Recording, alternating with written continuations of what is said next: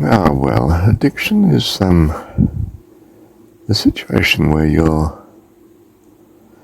found something that's pleasurable, and because it's pleasurable, it attracts you to doing it again. But at least after a while, that pleasure becomes fairly normal. So, in itself, that doesn't have the same pull on you. But of course, it's led you a certain distance in one direction, and that promises to continue to give pleasure if you go further in that direction. So you do. And that might be quite satisfactory, pleasurable to begin with, but after a while, that position, that distance, that becomes normal. But of course, you've had the experience of going down in this direction to some extent, and it's brought pleasure in the past, so obviously if you go further, perhaps that will bring more pleasure. So you do. At some point, you get to a place where you can't sustain more of this activity. You can only sustain a certain high level, which has become normal, of course. No longer really bringing pleasure, although to stop the activity results in displeasure. So that's not a desired state. So you're now locked in. You're locked into a higher frequency of whatever the activity is, and going forward doesn't seem to be an option that is feasible or brings any more pleasure anyway.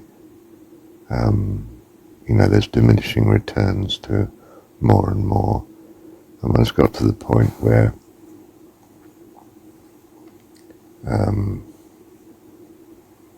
nothing much is gained by going further, and things are lost by going back. So you're locked into the activity, which as a commercial proposition, if you're the seller of this opportunity for activity, well, that's just marvellous, isn't it? I mean, you've got your customer locked in. He's not really enjoying life very much, but, well, he is spending, and he's locked into spending, and if he spends less, he feels disappointed and miserable and unhappy. So this is something that the market seeks out, if you like. Let's take something apparently fairly innocent. I suppose it's going to the cinema, or even something that's very innocent, if you like, buying flowers for the house. Now, it's nice to have a bunch of flowers on the table. They look beautiful and fine. Perhaps it'd be nice to have a bunch in the kitchen as well as the living room, and that's fine. And you see some other rather nice flowers at the supermarket, so you come back with some more tomorrow, and, well, you've got some in the living room and the kitchen already. So, well, we'll put this on the sideboard in the living room. So I've got lots of flowers in the living room now. But of course, I get used to there always being lots of flowers in the living room, so there's nothing new in that. I don't want to take them out, of course. The place would look a bit bare, and the flowers die each day, of course, or every 3 days, say. So I replace them. I'm locked into a spending pattern, aren't I?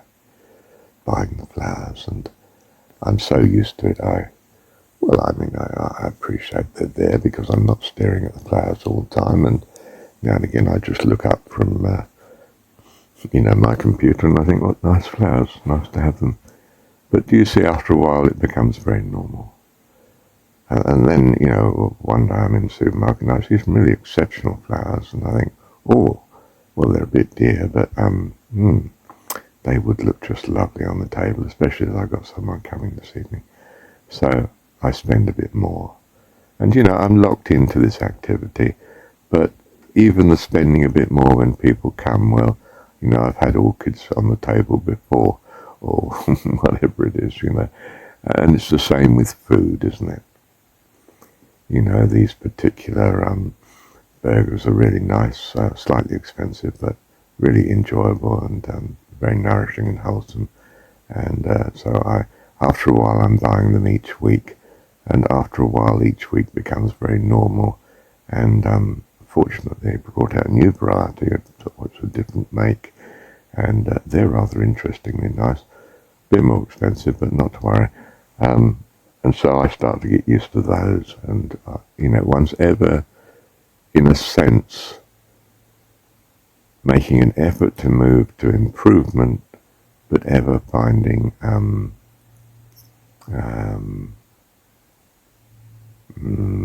that it's nothing special after a while.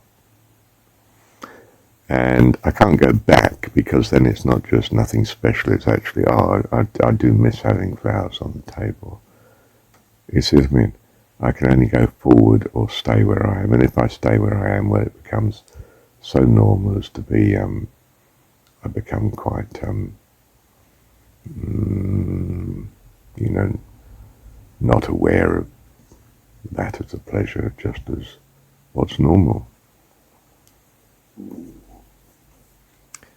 Now, some things, the more you get, the more exhausted you get, clearly sex is something like that, and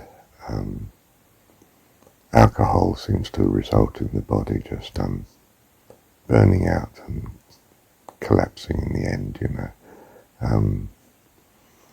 holidays, too many holidays each year, and your expenditure starts to be a strain on your income, and it starts to have repercussions on, there are costs, opportunity costs, other things you can't do now. You spend it on a holiday instead of keeping the house in good renovation, say, or having enough heating, or eating properly, there are costs you get locked in. And the cost may be such that the necessities of life start to get strained. You can't meet the true needs of the body, of yourself. So things are a bit deceptive. They bring pleasure for a while, but lock you in to a future that's not really much better than the present. Except if you're in such a future, there's no way you wish to go back to the present level of consumption of that activity, because that is definitely a displeasure, a loss, a lack. It's not just humdrum and normal, it's a deficiency that really tells on your level of happiness and pleasure in particular. These sorts of activities don't just apply to fairly innocent pleasures, like buying flowers or burgers or something. They also apply to, it can apply to something ostensibly extremely noble. You get tremendous lift and pleasure and joy in helping someone. So you help them a lot more. And,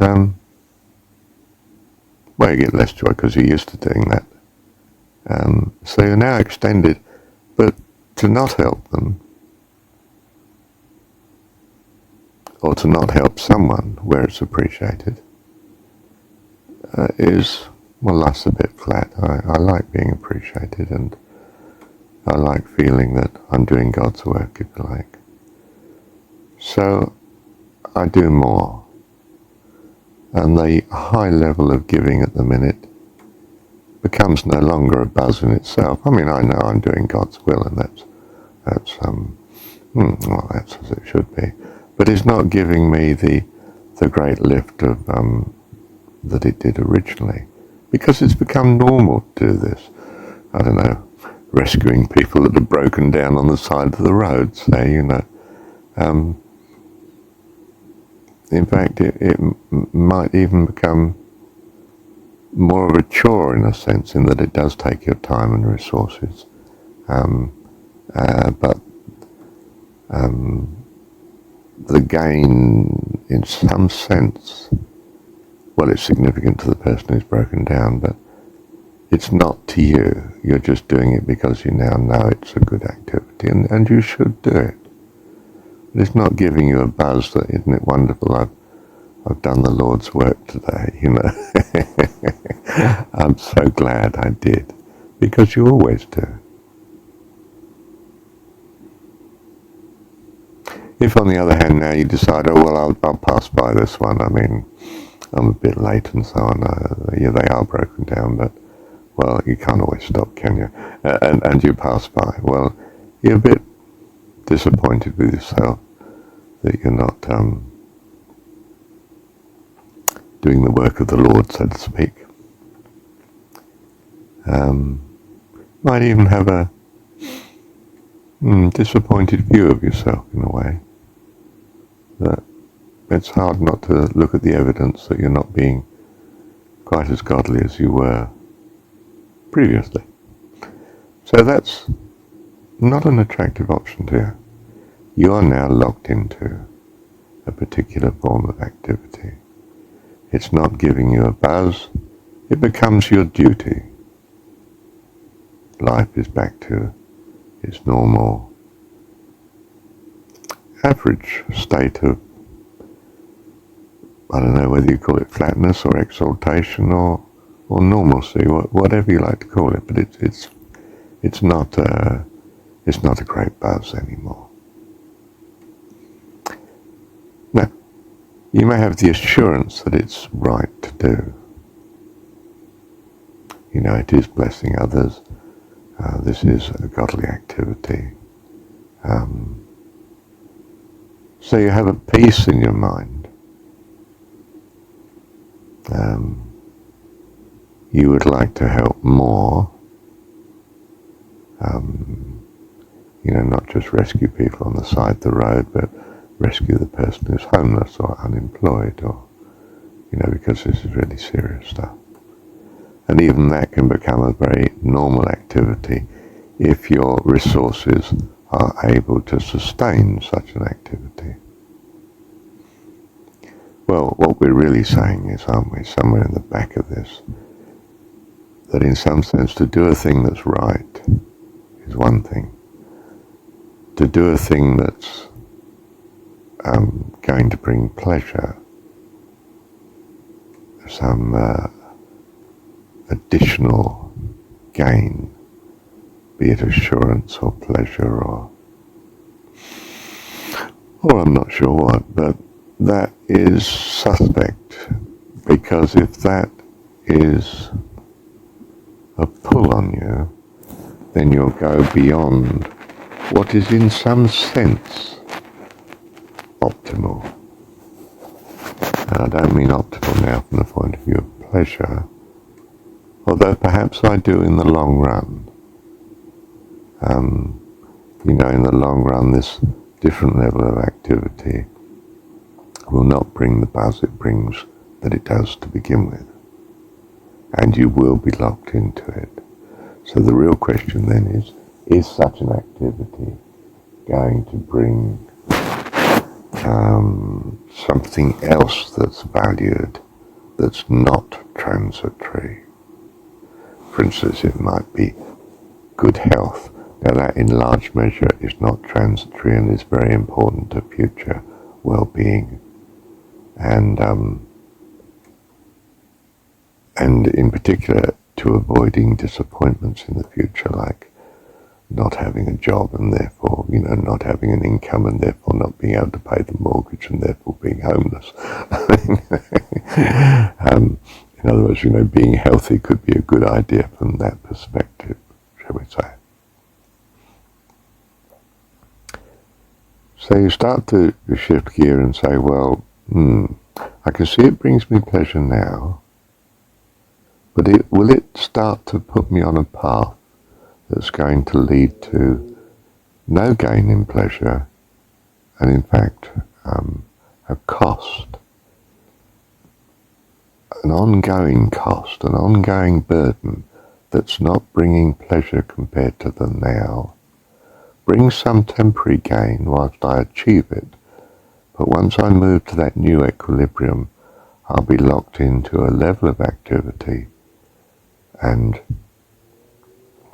no particular gain, in fact possibly a loss as regards its demand on my resources that would otherwise have been better, otherwise distributed to other things, spent somewhere else if you like.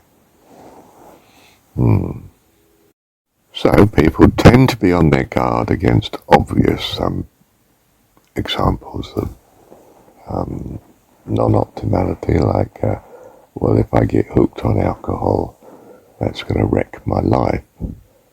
It's going to destroy my health and my marriage and therefore my home and my income and my well-being and could result in suicide.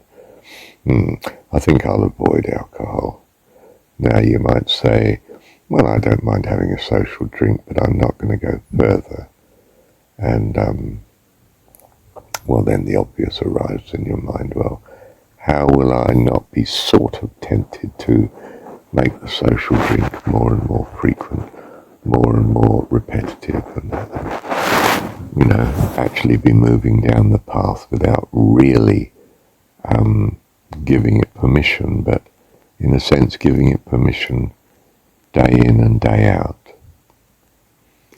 So I might say, it might be safer not to drink alcohol at all.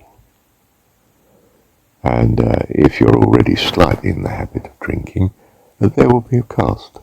It'll only be a temporary cost, of course, in that you, don't have a beer with your friend, or you don't have a gin and tonic with your professional contact. You have the fruit juice instead, and that's a bit flat because before you were in some sense used to both getting some temporary lift by having the alcohol, and now you're not sharing this with this individual, and there are costs involved in the short run, and in the long run you could say that you lose this client or you lose this friend. It might even result in something like that because you're no longer in complete harmony with what they're locked into. And so there's an adjustment period where you adjust to a new pattern of life, which doesn't say, in that particular example, include that particular client or friend. But of course, after a while, that new state of life will become normal. No further ongoing costs other than temporary pleasure that you could have by simply returning to such an activity, assuming such opportunity is still there. And that might always be a temptation. You know from the past that, well, if I tend to drink with my clients, I tend to get more clients, and that tends to give me more income and more success. But the success, of course, is a temporary gain. Ongoing same level of activity of the success becomes mundane, and you'll need more success to feel any further pleasure, and not stopping the activity again in order to avoid displeasure, although such will be temporary. So, what we're really saying is you can choose between the short run and the long run. And the short run